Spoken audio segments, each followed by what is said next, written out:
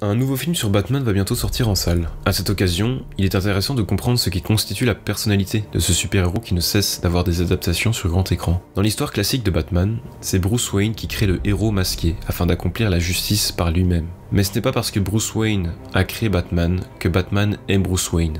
Nous utilisons simplement ce langage parce que c'est le moyen le plus simple de comprendre de quoi nous parlons. Hypothétiquement, Batman aurait pu créer Bruce Wayne, de sorte que Batman ne serait pas plus Wayne que Wayne n'est Batman. Sous la vision de Nietzsche et de Foucault, on peut concevoir que Bruce Wayne et Batman sont des performances. Il n'y a pas de vrai soi sous Wayne ou Batman qui les relie. Évidemment, les deux entités se chevauchent et se connaissent par la mémoire, mais il y a beaucoup plus que cela.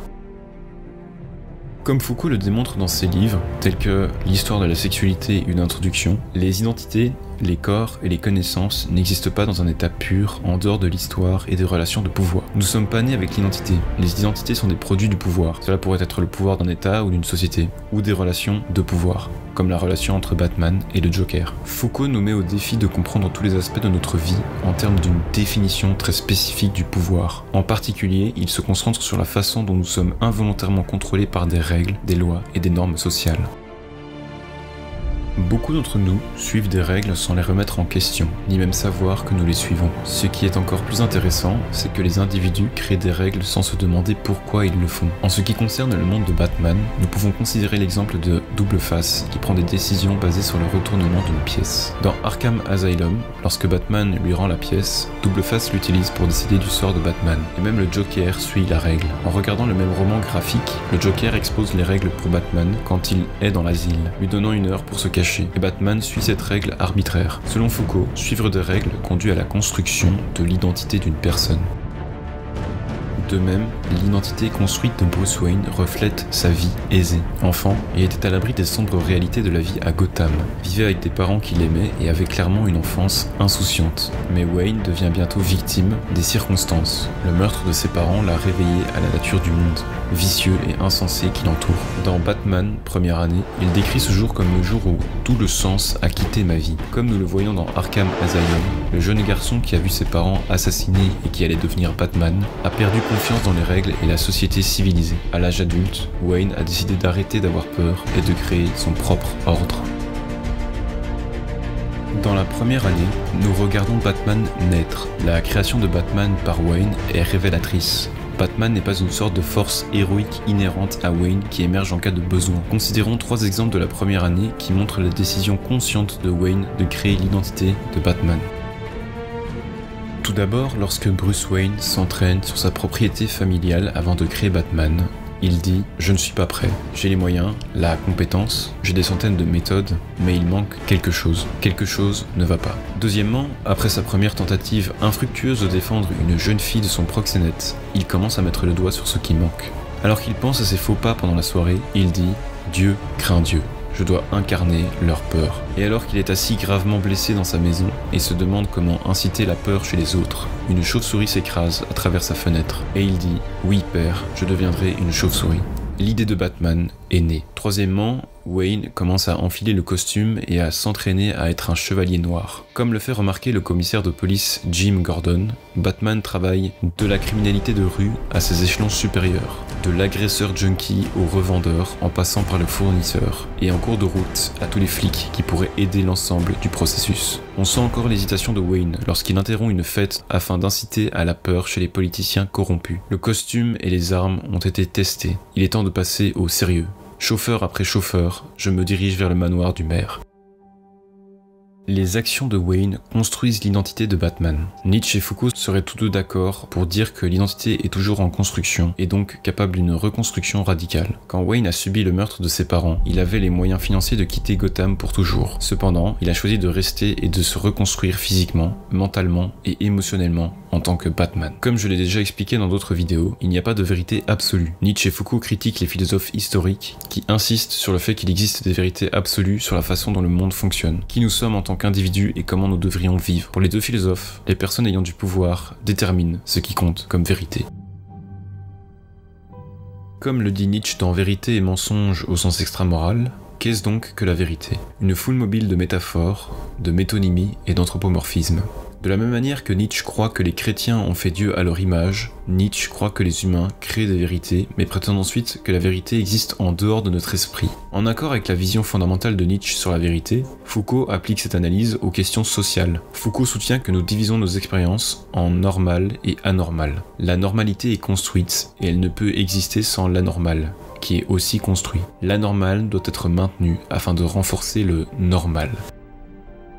Prenons la logique de Foucault sur la relation construite et mutuellement dépendante entre des catégories telles que normal et anormal, et appliquons-la à Arkham Asylum en remplaçant les catégories de normal et d'anormal par sain et fou. En acceptant que les catégories saines et folles soient à la fois construites et donc intrinsèquement instables, concentrons-nous sur la façon dont ces deux catégories construisent l'identité du Joker et de Batman, respectivement. Alors que la plupart des gens considèrent le Joker comme fou et Batman sain d'esprit, Arkham Asylum remet cela en question, soulignant les thèmes plus larges de l'identité et de la réalité.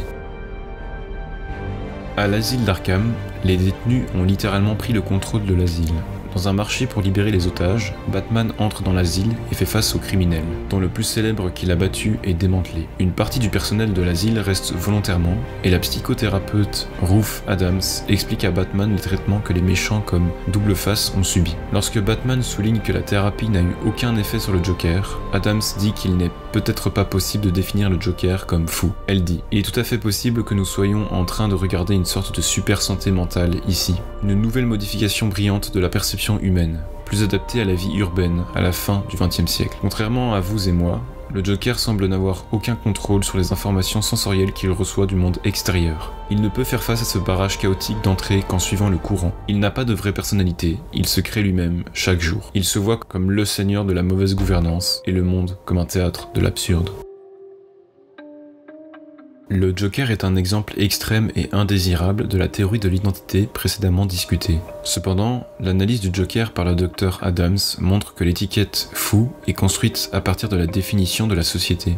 Joker n'est fou que parce que les règles de Gotham, qui sont des vérités construites, l'ont étiqueté comme tel. Comme Adams le laisse entendre, dans une société avec des règles très différentes de la nôtre, il pourrait être considéré comme sain d'esprit. De la même manière que la folie du Joker est remise en question, la santé mentale de Batman l'est aussi. Arkham Asylum commence par l'épigraphe suivant, tiré des aventures d'Alice au Pays des Merveilles de Lewis Carroll.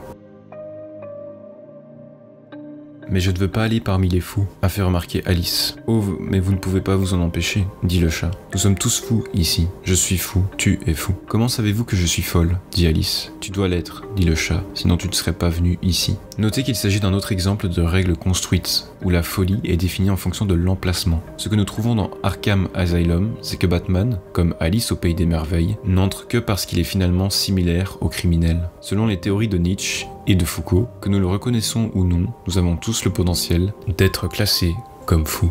Nous pouvons démontrer que la santé mentale de Batman peut être remise en question si les règles sont modifiées. Tout d'abord, Batman sait finalement qu'il partage des traits avec Alice lorsqu'il remarque, avant d'entrer à l'asile, « J'ai peur que le Joker ait raison à mon sujet. Parfois, je remets en question la rationalité de mes actions. Et j'ai peur quand je franchis ces portes d'asile. Ce sera comme rentrer à la maison. » Ce n'est pas la première allusion à Alice au Pays des Merveilles dans ces 3 romans graphiques. Dans The Dark Knight Returns, Wayne tombe dans la grotte en poursuivant un lapin. Deuxièmement, Arkham Asylum n'est pas seulement l'histoire de Batman affrontant ses ennemis. Il raconte également la vie d'Amadeus Arkham, qui ressemble étrangement à la vie de Bruce Wayne. Tous deux quittèrent Gotham et leurs domaines familiaux et revinrent après 12 ans. Tous deux sont revenus pour tenter de mettre de l'ordre à Gotham. Arkham dans la faune d'un asile pour les malades mentaux, Wayne en tant que justicier qui combat le crime. Arkham et Wayne se sentent tous deux coupables de la mort de leur mère. Arkham parce qu'il l'a tué, et Wayne parce qu'il était la raison pour laquelle ses parents ont quitté la salle de cinéma cette nuit fatidique. Tous deux ont vécu le choc de l'assassinat de membres de leur famille, et tous deux ont vu des visions d'une chauve-souris. Cependant, Arkham a été classé comme fou, et Wayne a créé Batman pour combattre les criminels fous. Dans le contexte de l'asile d'Arkham, ces parallèles directs nous encouragent à nous demander qui devrait être classé comme saint d'esprit et fou. Ils nous mettent également au défi de remettre en question la construction d'Arkham, de lui-même par opposition à la construction de Wayne. Enfin, à la fin du roman graphique, nous lisons des notes écrites par tous les détenus, y compris Batman.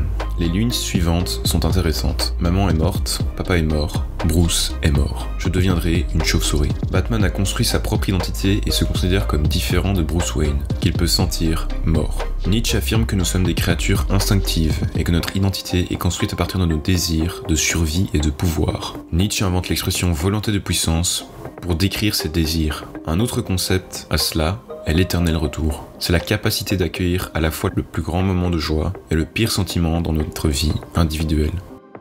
Nietzsche pense que la vie est pleine de souffrances réelles, représentées par le serpent dans l'énigme, et de joie, représentée par la morsure triomphante du berger et son rire ultérieur. La plupart des gens dorment tout au long de leur vie. C'est ce que le berger fait quand le serpent le mord. Mais un individu qui vit selon la philosophie de Nietzsche dans l'éternel retour peut embrasser à la fois la souffrance et la joie. Cette personne aime tellement la vie qu'elle ne regrette pas même les moments les plus douloureux. De la même manière que personne ne pourrait sauver le berger sauf le berger lui-même, nous sommes tous responsables de nos propres vies. Tout comme le serpent dans la vision, dans le monde de Batman, la chauve-souris est un symbole de tout ce qui est effrayant, tragique et impitoyable dans la vie. Seul Batman est capable d'affronter la chauve-souris, de l'embrasser et de surmonter le désespoir qu'elle symbolise. D'autres ont également été témoins de la chauve-souris. Lorsqu'ils ne parviennent pas à embrasser la chauve-souris, ils ont deux options. Premièrement, ils peuvent poursuivre une vie de crime ou de mauvaises actions. Cela peut inclure la folie criminelle. Ou deuxièmement, ils peuvent être complètement terrorisés et se replier sur eux-mêmes.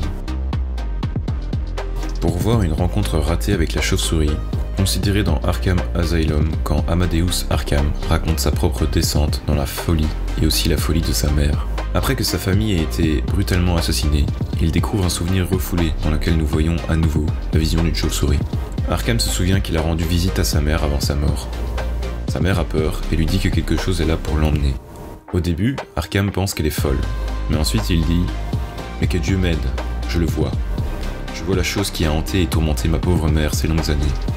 Je le vois, et c'est une chauve-souris. » Arkham assassine sa mère afin de la sauver de la chauve-souris. Se souvenant de cela, il dit « Je comprends maintenant ce que ma mémoire a essayé de me cacher. La folie naît dans le sang. C'est mon droit de naissance, mon héritage, mon destin. » Ici, la vision de la chauve-souris terrorisait à la fois Arkham et sa mère. La conclusion réside donc dans cette logique. Batman aurait pu devenir le Joker ou double face dans sa construction psychique, car la grandeur repose dans la capacité, et c'est à nous-mêmes de déterminer ce que l'on souhaite accomplir avec cette capacité. La vidéo s'achève ici, mais j'ai encore beaucoup de choses à dire sur le Chevalier Noir. Il se peut que d'autres vidéos se fassent sur ce thème. D'ici là, au revoir et à la prochaine.